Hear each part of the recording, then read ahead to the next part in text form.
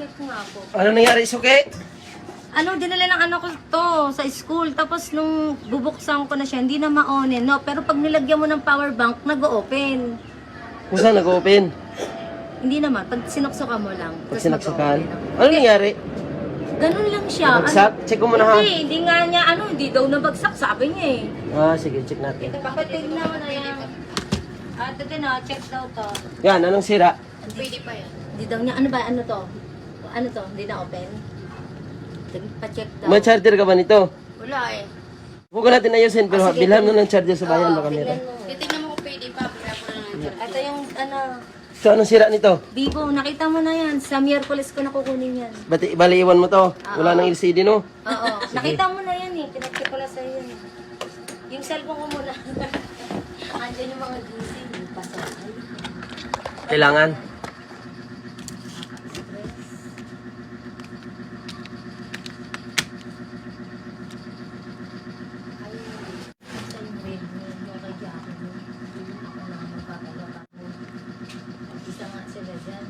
Okay naman, nagsa-charge naman. Pati testing mo nga kung ano talagang ano siya. Kung yung on and off lang ang ano. Kasi pinay-charge ko, takot yung nag-charge. Ganyan lang siya pag i-charge. Oo, kanina ganyan daw. Pero nung pinay-charge ko naman ng matagal, hindi naman nagganyan yan. Dire-diretso. Kasi na-drain yan eh. Hindi natin, baka nalubat lang, ha? Sige. Sige. Ah, na-check ko na yung problema. Ano daw? Kusa pala siyang mag-on, open, no? Tapos hindi gumagana yung On and off. on and off. Oo. Ayun, oh. Nagbukas na siya, meron ng 1%. Oh, anong ano yan? Kaso lang, nung sinala sa atin, nagkusa siyang nag-open. Mm. Tapos ito, pag i-unlock natin, hindi siya naglalak. Ayun, steady lang yung ilaw. O anong ano nga? Papalitan to ng switch. Switch lang. Mm, Magkano power naman switch. yun? 300. Sige, mamaya na. Damay ako na lang kunin. Ah, daanan mo? Oo. Oh, sige, gawin Tapos na natin. yung Vivo, sa Miyerkules ko na lang kunin. Ah, okay, sige. So, ayun mga idol. Ang problema niya ay gumagana yung mga buttons niya. Yung mga volume. Medyo matigas nga yung volume niya, pero gumagana. Yung back, volume down. So, full storage din siya. Oh. So, ito lang talaga yung on-off. Nagkiklik yung on-off, pero hindi nag-on o hindi naglalak or hindi siya ma-open. Kaya pala sabi ni ma'am kanina na gumagana siya, pero ito ang problema. Ayan. So, hindi siya naglalak, hindi mo siya ma-off. So, kapag, ayan. Ayun, namamatay siya. Oh. Kasi nag-automatic on siya. So, grounded ang switch. So, tanggalin natin yung takip. So, kailangan ito palitan ng power switch dahil yun po yung grounded. Nag-auto on siya. Ayun, pansinin nyo. Magbabibrate ulit yan. Na-off siya. Nalubat. Ayun, nagaganyan-ganyan na yan siya. Mag-automatic power siya. Pero lubat siya, mga idol. Kaya makikita mo siya, ayan, ganyan lang siya. Kahit di mo pindutin yung on-off, makikita yung drain ng battery, nag-automatic on, nag-automatic vibrate. So, grounded kasi ang power switch. Pwedeng nabasa ito. Tagalin natin yung takip. So, Oppo E15 ito mga idol.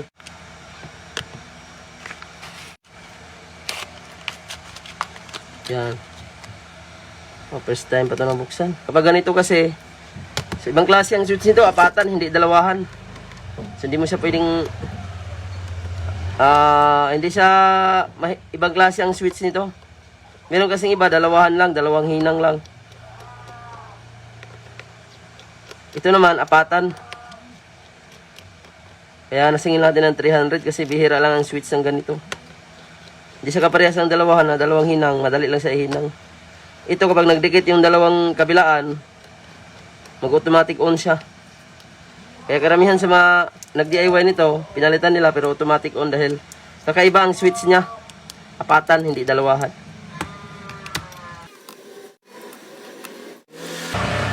Duda ko, nabuksan na pala ito mga idol. Medyo ano lang siya. Nakadikit lang kasi 7,000 pa lang ginamit na pagbalik. Suki ko na mayari nito mga idol. Marami na po siyang pinagawa sa akin. Baka ang pinagawa dito dati LCT. Kasi yan, malaman natin yung screw niya. Iba na. Kulay green, pero kumpleto naman yung screw. Tanggalin natin yung sentry. Marami na pong pinagawa. Dito po yan sila lahat nagpapagawa. Yung ano na to, may-ari nito.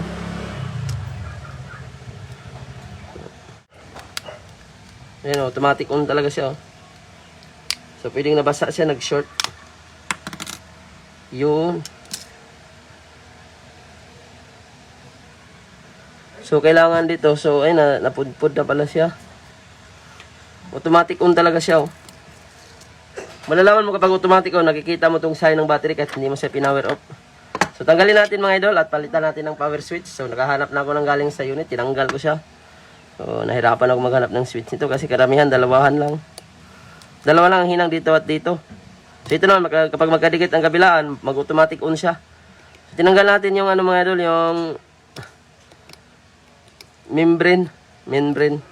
Kasi iinitan natin yan. O, hindi natin i-hot-air. Ang gagawin natin, isoldering natin pagtanggal. Kasi kung tanggalin pa natin yung flex, matatagalan pa tayo. So, patong lang natin tong ano. Soldering at saka tingga. So, tanggalin muna natin yung baterya. So, lagyan na natin, patungan lang natin, matanggal naman yan. So, kailangan yung panghinang mo maganda, hindi yung pudpud yung panghinang. Kasi, masisira mo lang yung ano yan, yung connection ng paa. So, yan, tanggal na siya, oh. So, ito yan, oh. Ito yung nagsishort. So, tingnan natin kung mag-auto on pa. So, lalabas ba yung battery logo dito? Ayan, wala na, oh. Hindi na siya lumabas. So, yan, ito yung sinabi ko mga idol, oh. Hindi mo siya pwedeng hinangin dalawahan dito. So, kailangan maghinang ka dito, dito, hinang ka dito. So, hindi siya pwedeng magkadikit. Kasi pag nagdikit yan, hindi yan gagana, mag-automatic on pa rin siya. Apatan ng switch niya. Kompleto ba yung paa, oh? So, apply tayo ng flux.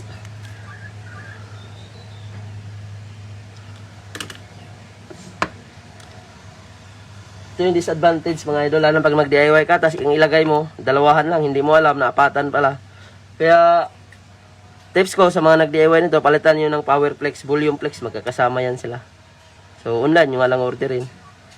Either kung kaya nyo gawin, may panghinang kayo at marunong kayo dito sa ganito, so, makakatipid kayo kasi mura lang ang ano nito.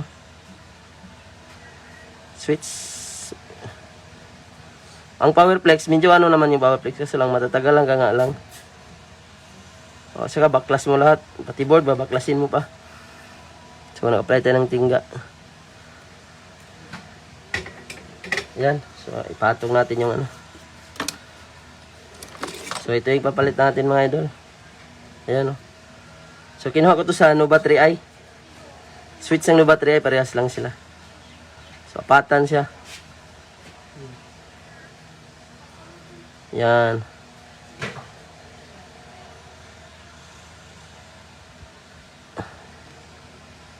So, hinang na natin.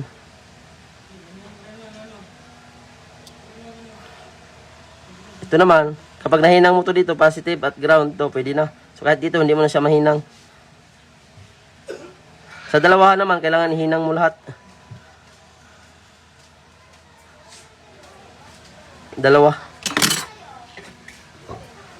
Ayan, so, support natin kuko. Ayan, dumikit siya agad, oh. Yun, nag-automatic on siya kasi nagdikit. Hindi kasi siya pwedeng magdikit mga idol.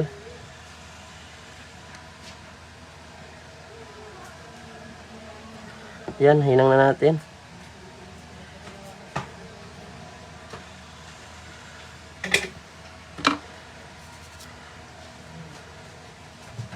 Dito sa kabila, hinangan din natin. Para matibay. Yan. So, apat ang nahinang. Salpak natin yung battery. Tingnan natin kung maglugo-lugo pa rin. Na nagbi-blinking dito. Wala na mga idol. So, try natin i-open. Kapag lumabas ang battery icon, nalubat, ibig sabihin okay na siya. Ayun, okay na, oh. So, sure ball na to. So, kapag nagpalit ka nito mga idol, lalo kung mag-DIY ka, ayan. Ayan, nakaangat na rin siya, oh. So, yung ano niya, medyo support natin ng ano para malambot siya kasi medyo matigas din yung volume up. So wala na kasi pala yung ano niya, ayan oh, yung itim na to, ayan oh. So yan, natanggal na. So maglagay tayo ng konting glue stick.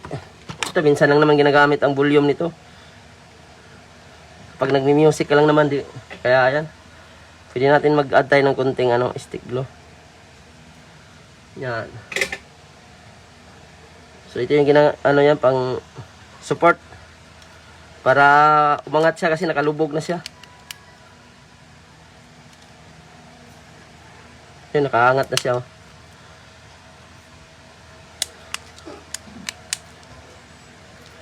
So, Oppo A15 ang model nito. So, ayan, tingnan natin kung mag-automatic on pa ba or maglalak na siya. So, ito, lubat siya. So, lalabas mo ng icon ng battery nito. So, at mamaya, makikita ang percentage kapag hindi mo ko, ayan, oh. Kasi kung automatic on to, laging itong nakailaw dito. Ngayon, pag i-unlock natin to at iilaw siya, ayun, ibig sabihin, okay na yun. Ayun, oh. Na-unlock na siya. So ngayon, makikita natin yung battery percentage yan mamaya. Di kagaya ng pag nag-automatic on mga idol, automatic siya magpa-power kahit hindi mo siya pinower. So yun yung sakit niya kanina. So iniwan pala ito ni ma'am. Suki ko na yung may-ari nito mga idol. Dito talaga lagi sila nagpapagawa. So hindi sila nagpapagawa sa iba. Kaya walang reklamo kasi siyempre subok na tayo. Yung iba nito, may ano na naman ito, may gusto 50. May mga basher tayo. Kasi di naman daw madali magpalit nito. Subukan nyo kung hindi kayo gumagawa. Subukan nyo magpalit ng power switch lang nito. Tingnan natin kung magawa nyo. Baka mapudpod nyo na lang yung power flex or matanggalan ng mga pa. Hindi nyo pa rin mapagana. Hindi madali magpalit ng power switch mga idol. Lalo na kung apatan. Kaya karamihan sa mga nag-DIY, hindi nila alam na apatan pala. Nilagyan nila ng dalawang hinaw, dalawang power switch. Kasi parehas lang kalaki ang dalawahan nito eh. So mag-automatic on siya kapag ihinang mo siya doon. Kabilaan. So ito yung mga disadvantage mga idol sa mga apatan na switch. Kaya hindi tayo naniningin lang 50, 100 yan. Kasi bihira lang ang ganyan mga idol. Makukuha lang yan sa mga Nova 3i. Mga Huawei na switch. So meron namang nabibili online yan mga idol. Kasi lang mas okay pa rin yung mga galing sa unit dahil matibay talaga yan. So madali siya ihinang at matibay talaga siya. Hindi basta-basta mapudpud. Di kagaya ng mga replacement. Madali ko siya mapudpud. Ayun o, ilak natin. Ang lambot na niya mga idol. Ayun o, lumabas na siya. So dati, 7,000 ang nilagay dito. So ako rin nagawa nito. Ang alam ko, ginawa ko pala dito, battery at yung fuse. So pinagawa din to sa akin. So ngayon naman, nag-automatic on.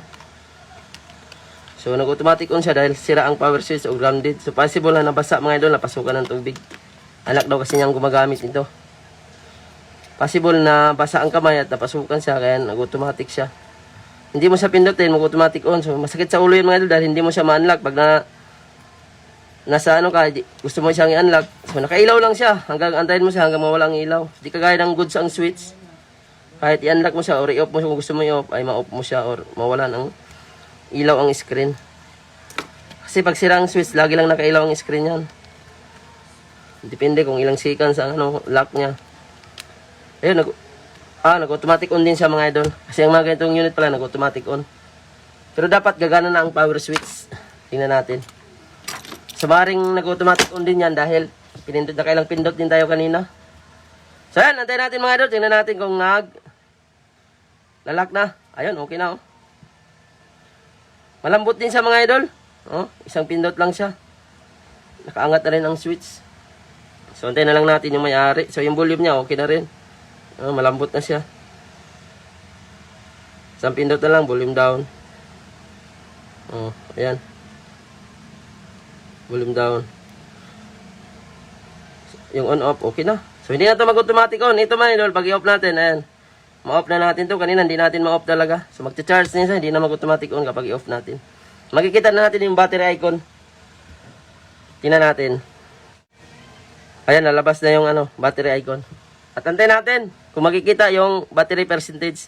Kasi kung sirang o nag-automatic on, kung saan iilaw mga idol, kahit i-off mo siya, ayan okay na, nakita na yung battery icon. So pag i-open natin, ayan, ma-open na rin yan. So back to normal na siya. So ito yung pinagpalitan natin mga idol, nandito. So maraming salamat sa inyong panahon. Sana i-share nyo ang video natin. Huwag kalimutan mag-like, mag-follow at mag-subscribe. Maraming salamat po sa panonood. So antayin ko lang po yung may-ari nito. So babalik na rin yan mamaya mga idol. Taga rito lang sa lugar ko yan.